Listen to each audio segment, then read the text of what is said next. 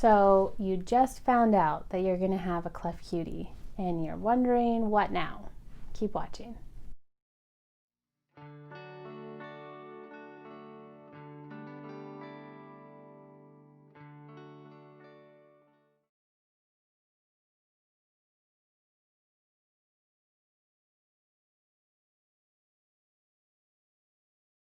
We found out around Christmas time that we were going to have a cleft cutie, and it was quite honestly pretty overwhelming.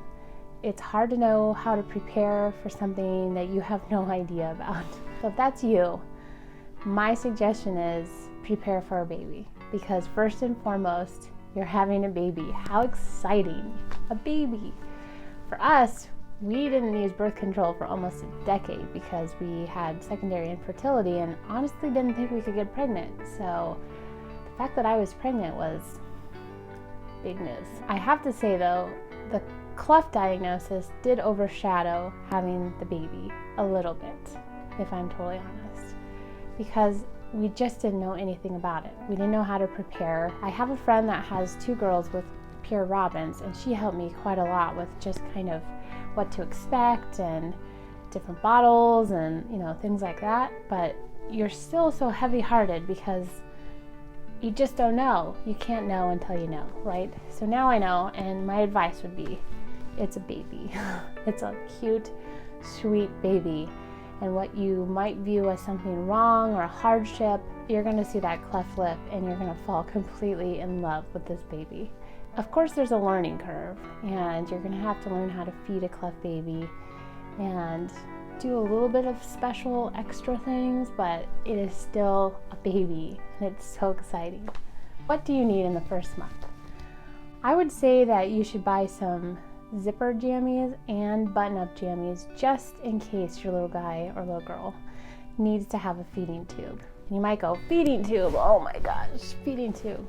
Well, some cleft kids have a hard time catching on to the process of eating with a special bottle because it's not a sucking experience, it's a squirt bottle, or they bite and it squirts. So some babies don't catch on. They're hardwired to suck, and when they can't suck, it's not their fault. I think the most common bottle that is available in the US is Dr. Brown's, and it's a colic bottle, but it has a special insert for cleft babies. Our little guy caught on really easy, and he was off to the races. We have not had too much of an issue with him feeding. We did have an issue with the nipple size, and I'll say this for new moms who have never been around bottles.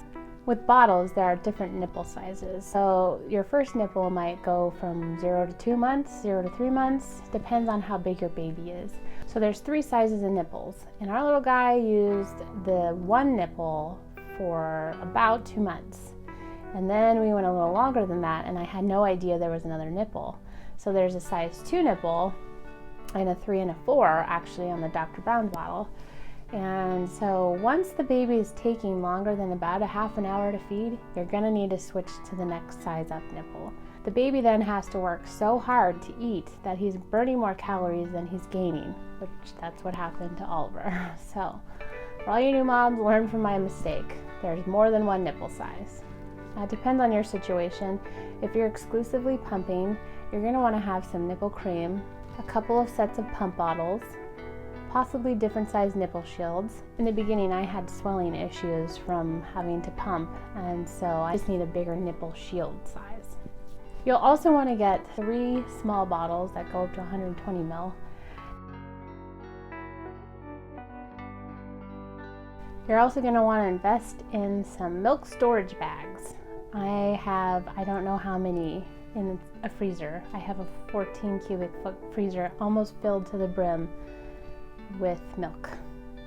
I have an oversupply issue, not an undersupply issue, and I'm really sorry because I know a lot of moms struggle so much with pumping. You're going to want to look at bottle brushes.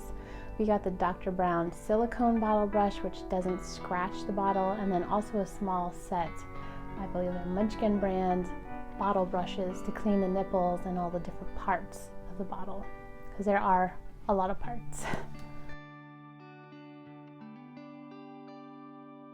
Some other things you might want to consider getting are swaddles, because you're going to want to keep your little guy or girl swaddled while they're sleeping because they might want to pull on their NAM. It'll save you some hassle of having to keep putting it back in. We also bought a DockATot, which was kind of a splurge item, but I'm glad we bought it.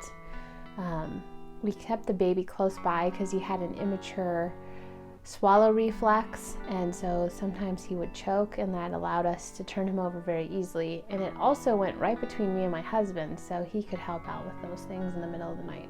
So Oliver actually liked pacifiers as well, and you might be going, pacifiers? Well, Cleft kids can't suck, so they can't keep the pacifier in by themselves, but it is a soothing device in the beginning. And so he did enjoy pacifiers. So if you're going to get a pacifier, just make sure that the nipple sort of matches the nipple of the bottle, because nipple confusion is an actual thing. If you start getting wide pacifiers and skinny nipples, the baby may get confused, and then you're going to have an issue with them eating. Of course, if you get pacifiers, you're going to want to have a pacifier leash, just so you can kind of keep track of them. Lucky for us, when Oliver had his cleft lip repair, he didn't want a pacifier anymore, and so we haven't used one since, and that was about 3.5 months in. So I hope this video was helpful in some way. If there's other parents that have tips and advice for new moms starting out on this cleft journey, please leave them in the comments below, or if you have any questions, and I'll see you in the next video.